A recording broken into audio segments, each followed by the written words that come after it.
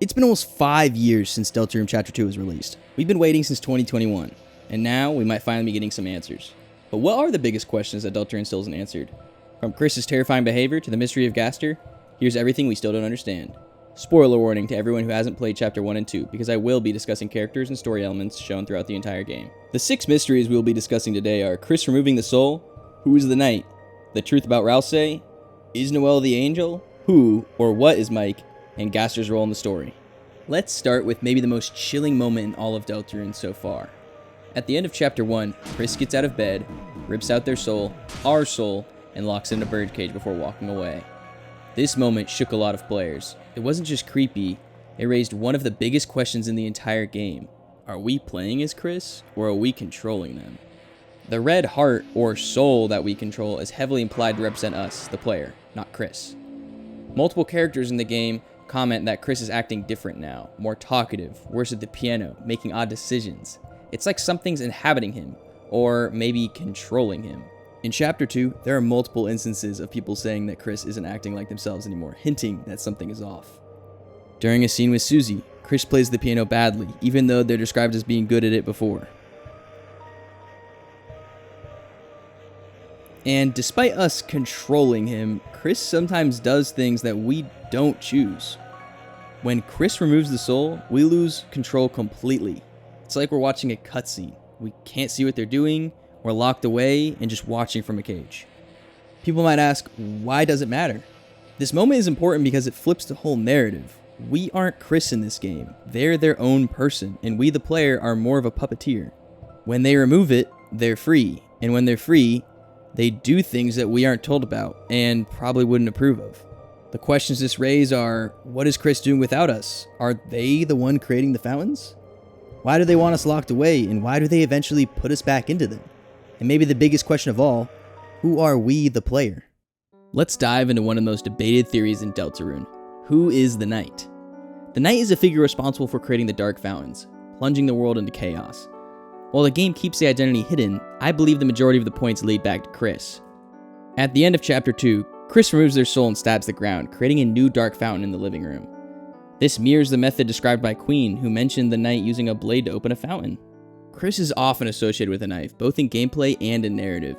Turiel mentions her car tires were slashed, possibly by Kris during this soul-removed state.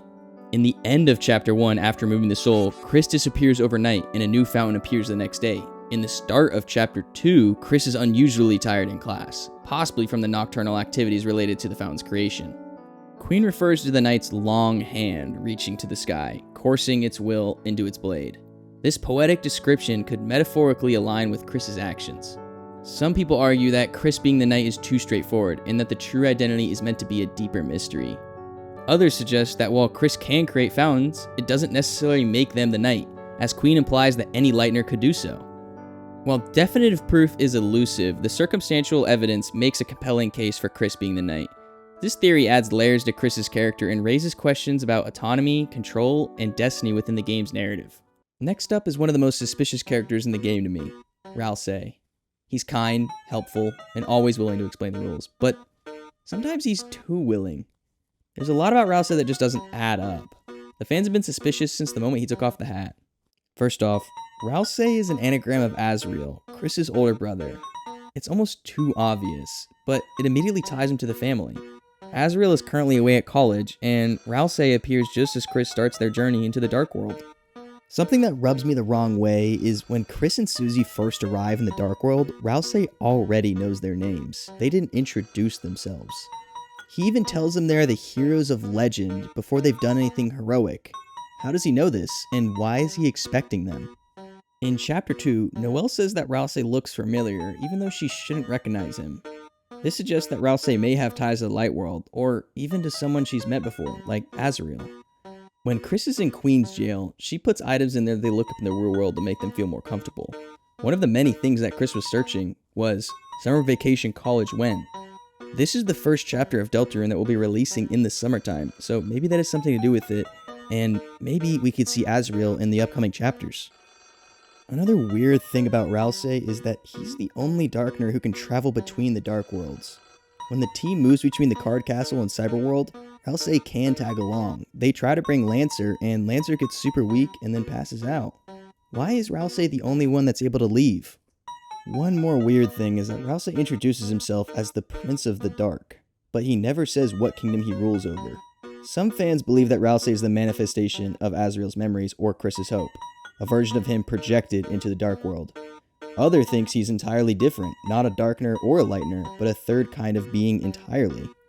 While we know many of the Darkeners are manifestations of inanimate objects, Ralsei could be Kris's pink horns he wore growing up to fit in with his adopted goat family, signified by the pinkish-reddish horns.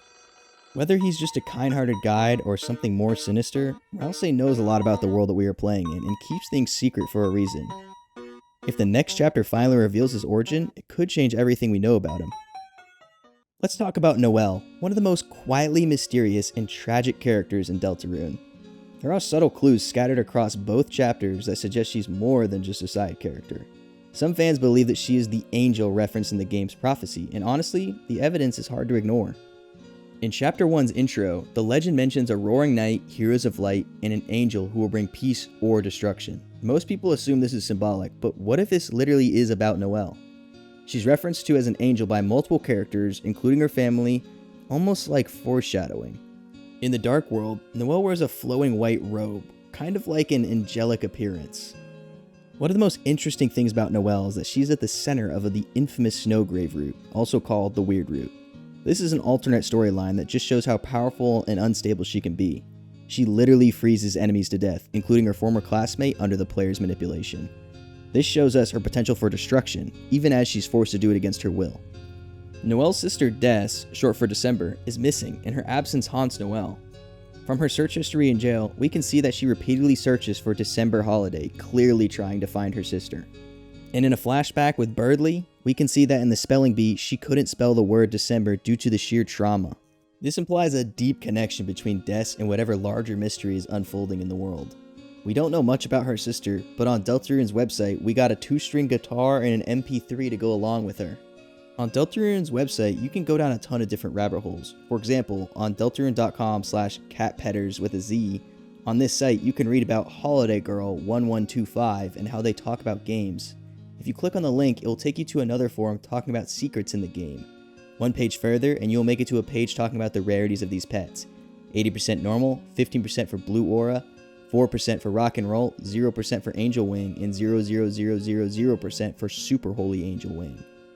If you do try this for yourself, you will see that there are different cats listed, and no matter how many points you have, once you click the 101st cat, you will always get jump scared by this. I have zero idea what this could mean, but this could be useful info for going into Chapter 3 and 4, and maybe we can learn something new from it.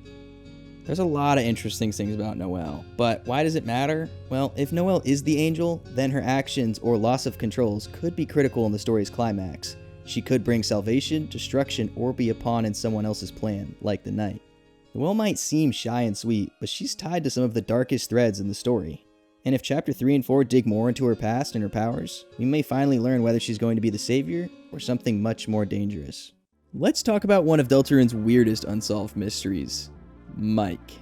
Mike comes up a couple hidden times within the story. Spamton mentions him, and there also is a secret page on Deltarune's website that references him, and yet no one knows who or what he really is.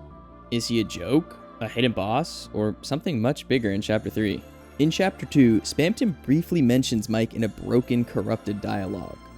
But like everything Spamton says, the lines between reality, metaphor, and insanity are thin. Some fans believe it's as simple as Mike is literally a microphone. Toby Fox has a history of turning jokes into serious plot twists, or vice versa. Spamton is a broken sales program, Queen is literally a CRT monitor, so Mike being a microphone would actually fit the pattern. On the official Deltarune website, there's a hidden page, Damn You Tenna, with underscores in between each letter, and it has a crossed out TV player and some text below. And if you scroll to the very bottom of that page, you'll see one word in hidden black text, nearly invisible unless you highlight it. Mike. This confirms that Mike isn't a one-off joke, he's coming. Some fans think Mike will be the boss of Chapter 3, or maybe he's the mastermind behind Spamton's fall. Others think he might be another puppet like Jevil or Spamton, part of a group of secret bosses with ties to Gaster. Whether Mike's a microphone, a mega villain, or a meta joke with dark implications, one thing's for sure. We haven't heard the last of him, and when Chapter 3 and 4 drop, we might finally find out what he really is. Last but not least, let's talk about the most elusive figure in the Deltarune universe, WD Gaster, aka Wingding Gaster. Even though he's never seen directly, his fingerprints are all over the game, from the opening sequence to the secret bosses. Some believe he's guiding us, others believe he's manipulating us, but one thing's for certain, Gaster is watching. At the start of Chapter 1, we're asked to create a vessel, only to have it discarded. A voice tells us no one can choose who they are in this world. Many fans believe this voice belongs to Gaster, setting the stage for the story to come. In the Dark World, using Kris's phone produces a sound known as Muse_smile, the same audio from Entity 17 in Undertale associated with Gaster.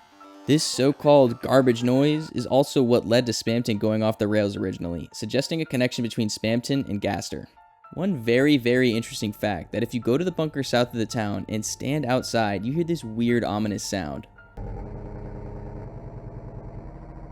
If you speed the sound up by 666%, also, Gaster's fun value in Undertale is 66 and all his stats stem from the number 66, you can hear the same garbage noise that you get from calling your phone in the underworld. The same noise that drove Spamton and Jevil insane. Both Jevil and Spamton, the secret bosses from Chapter 1 and 2, mention being contacted by a mysterious figure. Jevil speaks of a man who showed him the world was a game, leading to his madness. Gaster has a deep understanding that he is within a game. These interactions hint at Gaster's influence, possibly experimenting with characters to achieve his own goals. So what are Gaster's end goals? Well, some theories propose that Gaster aims to create a new future, free from constraints from the world. Deltarune.com has existed since the launch of Undertale way back in 2015. On the page, it showed a dimmed image of Wingding font, and if translated, it says, "This next experiment seems very interesting." And the image on the right reads, 3 heroes appear to banish the angel's heaven. This is the same prophecy that Ralsei talks about. While I don't know how these are connected right now, they will surely come back into play later on in the story. A YouTuber named Misty Sparkles talks about who Dr. Gaster really is and why they matter to the story of Deltarune. If you want to learn more, go check out her video because she dives deep into the story of Dr. Gaster. While Gaster remains one of the most unknown figures in Deltarune, his true intentions are still shrouded in mystery. As we learn more about this game's chapters, we may learn more about his role and the impact of his actions on the world of Deltarune. And that wraps up some of the biggest mysteries in Deltarune leading into Chapters 3 and 4. From Kris removing the soul to the identity of the knight, Raziel's strange behavior, Noelle's connection to the angel, the mystery of Mike, and Gaster pulling the strings behind it all. There's so much we still don't know, and that's what makes the game so exciting. We've waited years for these answers, and in just a few hours, we're going to get a glimpse into what Toby Fox has been building. I'll be streaming the release of Chapter 3 and 4 live. Come hang out. I'd love to hear your theories too. Thank you so much for staying for the end. I spent a lot of time on this video, and I'm really excited to see what secrets the next chapter has for us.